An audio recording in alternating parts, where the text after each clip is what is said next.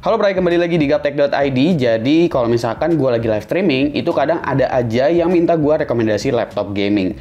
Yang dimana kebutuhan mereka itu banyak yang mintanya cuma mentingin CPU, GPU, RAM, dan SSD-nya aja. Nggak mentingin soal monitornya karena mungkin mereka rata-rata pingin laptop gamingnya itu jadi desktop replacement. Itu juga mungkin dikarenakan kalau misalkan kita rakit PC sekarang ini, harganya memang lagi lumayan tinggi. Dengan budget di bawah 20 juta, itu rasanya memang akan lebih make sense untuk ngambil laptop gaming dengan isi spesifikasi yang agak mumpuni, abis itu ditambahin monitor lagi. Dan gue sering juga merekomendasikan HP Victus 16. Dan di video kali ini, gue udah kedatangan HP Victus 16 yang sering banget gue mention dan kali ini bakalan kita bahas. Ini adalah HP Victus 16 E0084AX. Jadi tanpa perlu basa-basi lagi, langsung aja kita bahas. Victus secara desain itu ibarat HP Omen dan HP Pavilion Gaming yang dikawinkan. Level Victus sendiri emang berada di level tengah yang menutup gap antara Pavilion Gaming dan Omen. Yang bikin mirip dengan seri Pavilion ini ada di bagian surface-nya, tekstur, dan bentuk garis yang dibikin mirip banget dengan Pavilion Gaming. Tapi secara layout, pemilihan font, terus area luarnya itu dibikin menyerupai Omen. Engsel sih paling yang beda dari keduanya. Engsel di sini punya satu tumpuan panjang dan ini kuat banget. Tapi karena saking nekennya, ini ngebikin area atas monitor lebih gampang goyang. Jadi kalau misalkan gue goyangin bagian atasnya, itu memang dia atasnya gampang goyang. Padahal kalau kita giniin bawahnya, itu dia cukup kuat. Logo juga dibuat khusus oleh HP di sini, menyerupai bentuk V, tapi bisa juga kalau dibilang ini setengah dari logo Omen ya, yang punya bentuk belah ketupat. Material body sekaligus sasisnya ini perpaduan antara metal dan juga plastik, lumayan solid untuk laptop gaming non-flagship. Dimensi ada di angka 37 x 26 x 2,35 cm dengan berat 2,46 kg. Berat cukup standar menurut gua, nggak bisa dibilang ringan, tapi berat pun nggak juga. Dan kalau dilihat karena ini 16,1 inch ukurannya, jadi memang kelihatannya agak besar ya. Kalau misalkan kalian lihat di frame, ini juga kayaknya gua agak sedikit tenggelam karena badan gua memang kecil. Lalu kalau keyboard dan touchpadnya, untuk Victus versi ini dia keyboardnya ada numpad ya. Bagian huruf dan numpad semua nggak dibikin kecil. Yang dibikin kecil di sini tombol F1 dan seterusnya. Habis itu bagian arrow key. Touchpadnya lumayan lebar, buat gue pribadi urusan touchpad sih yang penting nggak berasa kopong aja pas diklik. Nah untuk I/O, karena ini platform AMD, jadi jelas nggak ada USB Thunderbolt ya di laptop ini. Tapi yang menarik adalah HDMI di sini udah HDMI 2.1. Jadi emang pas banget semisal kalian mau colok monitor lagi. Jadi ini udah bisa colok 4K 144Hz bahkan 8K juga bisa. Dan masih tersedia SD card reader. Lalu kalau kita mau bicarain kualitas dari layarnya seperti apa, gue bisa bilang ini adalah benar-benar panel IPS yang basic ya. Ukuran 16,1 inch di sini punya rasio 16:9 dengan resolusi Full HD 144Hz. Tapi plusnya tadi ya, kalau mau nambahin monitor, HDMI-nya udah siap banget untuk monitor kelas atas. Oke, spesifikasi. Spesifikasi untuk di bawah 20 juta menurut gue juga ini menarik karena salah satunya CPU yang digunakan itu udah CPU kelas flagship level salah satu yang paling atas dari AMD Ryzen 5000 series lah. Spesifikasinya itu adalah AMD Ryzen 7 5800H, abis itu GPU-nya GeForce RTX 3060 laptop, RAM 16GB DDR4 3200 MHz dual channel, NVMe SSD 512GB, Wi-Fi 6 dengan Bluetooth 5.1, HD webcam, habis itu OS-nya Windows 10 atau Windows 11, include dengan Office Home Student. Nah, AMD Ryzen 7 5800H sendiri belum mengadopsi yang namanya PCIe Gen 4. Jadi untuk GPU-nya atau SSD-nya itu masih berjalan di PCIe Gen 3 ya. Jadi kalian memang harus berkompromi sama hal itu. Tapi bukan berarti jadinya semuanya bottleneck, GPU-nya juga jadi bottleneck untuk bandwidth-nya. Untuk RTX 3060 laptop sih sebenarnya jalan di PCIe Gen 3 itu masih nggak masalah. Laptop ini juga jadi penghujung dari rangkaian Ryzen 5000 series mobile. Dimana kita udah sama-sama tahu ya bahwa Ryzen 6000 series mobile itu akan rilis ke market mungkin pertengahan tahun.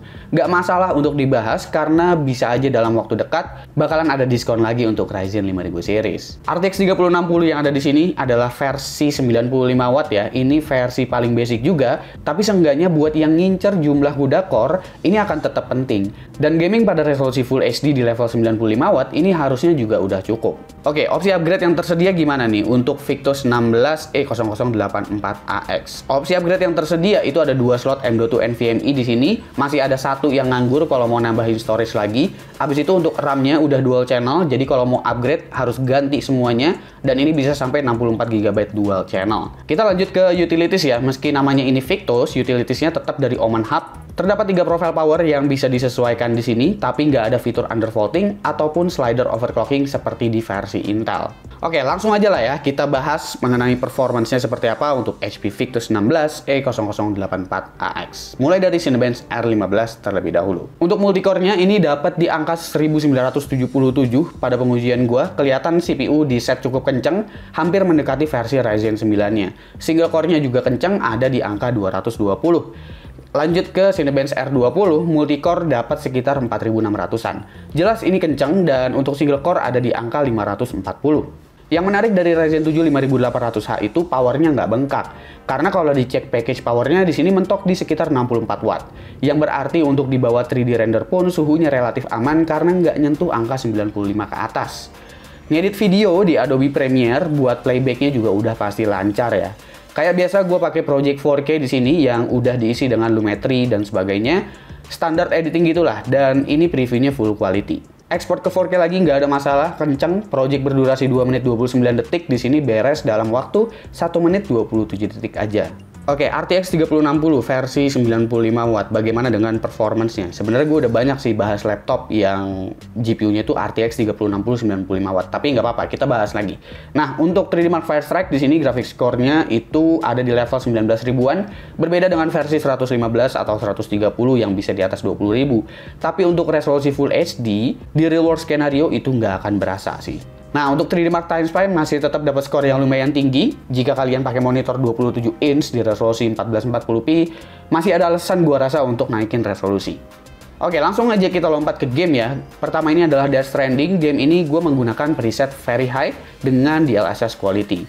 Rata-rata FPS yang didapat di sini adalah 105 dan 1% minimum FPS-nya itu cukup baik juga ya, karena RAM-nya udah berjalan dual channel. Lalu Far Cry 6 di sini gue menggunakan setting ultra, ray tracing-nya juga hidup, FSR yang gue pakai di sini quality. Udah dapat nih sekitar 60 fps, 59 sih rata-ratanya sebenarnya. Mungkin save-nya itu kalau FSR-nya di set ke balance jika dirasa mau kejar frame rate-nya sedikit lagi.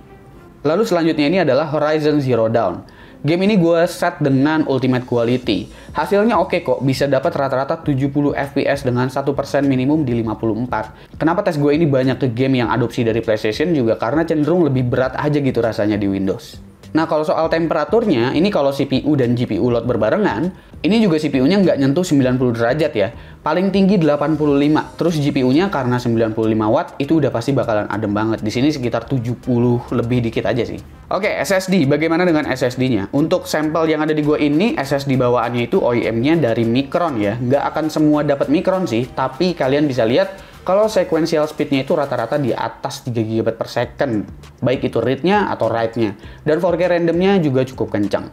Oke, kita masuk ke sesi terakhir yaitu bagian harga dan juga kesimpulan untuk HP Victus 16 E0084AX. Harga resminya sih melalui situs HP untuk Victus 16 E0084AX adalah Rp19.499.000. Ini udah termasuk garansi 2 tahun yang dilengkapi dengan Accidental Damage Protection, ditambah lagi dengan Windows plus Office Home Student. Ya, seperti biasa kalian mungkin bisa dapetin harga yang lebih rendah kalau misalkan kalian cari-cari di marketplace dan kalian bisa manfaatin juga kalau misalkan kalian punya voucher-voucher cashback. Jadi bakalan jauh lebih terjangkau lagi. Pastiin aja garansinya resmi dan mendapatkan benefit yang sesuai dengan apa yang ditawarkan secara resmi oleh HP Indonesia. Dan menurut gua Victus 16 ini cocok jadi desktop replacement starter pack ya. Dia punya harga yang sangat kompetitif dengan menawarkan komponen inti seperti CPU, GPU, RAM, dan SSD yang oke. Ya, meski layar bawaannya di sini sangat basic, tapi jika bicara soal desktop replacement, HP udah menyediakan HDMI 2.1 untuk dicolok monitor kelas atas sekalipun, sehingga fokus utama laptop ini emang di bagian isinya, bukan di bagian layarnya. Dan itulah HP Victus 16, yang sering banget gue mention setiap kali ada yang minta rekomendasi laptop gaming di bawah 20 juta rupiah.